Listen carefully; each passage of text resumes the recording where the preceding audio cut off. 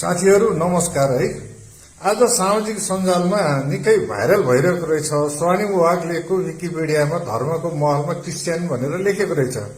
त्यो भएको भएपछि मैले आफैले नै हेरौँ न त विकिपिडिया खोलेर भनेर हेर्दाखेरि साँच्चै उहाँको चाहिँ नि धर्मको महलमा चाहिँ नि उहाँले क्रिस्चियन नै राखिएको रहेछ है। धर्मको महलमा क्रिस्चियन नै राख्नु भएको रहेछ।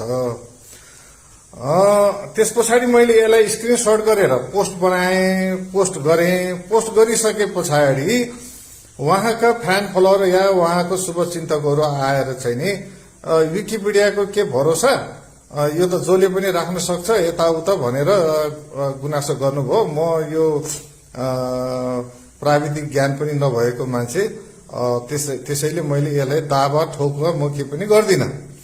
र अर्कोतर्फ केही साथीहरू आएर चाहिँ नि तपाईले यसलाई भिडियो बनाइहाल्नुहोस् किनभने यो त एडिट गरिहाल्छ, अब हेर्नुहोस् है एकैछिनमा अब एडिट हुन्छ भनेर भन्नुभयो। भनिसके पछाडि साँच्चै पछाडि एडिट भइसकेको रहेछ।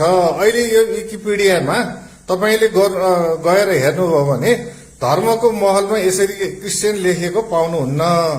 यो चाहिँ मैले गुगल ओपन गरेर अहिलेसम्म मैले यसलाई बन्द नगरेको कारणले अहिले जस्तो तस्तै बसिरहेको हो है कि एउटा कुरा।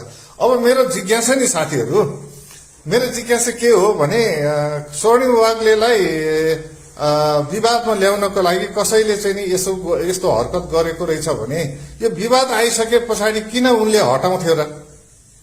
यो हटाउने काम त उहाँकै शुभचिन्तकले गर्यो होला अथवा उहाँ आफैले गर्नुभयो होला, पहिला कुरा। दोस्रो कुरा, उहाँले हटाउनु भयो, रिलिजनको ठाउँमा क्रिस्चियन राखेन, रिलिजनको ठाउँमा हिन्दू त राख्नु सक्थ्यो नि त। हिन्दू राख्नलाई के आपत्ति भयो? उहाँले रिलिजन नै अहिले उहाँको विकिपिडियामा छुट्याएको छ है। अब यो के हो?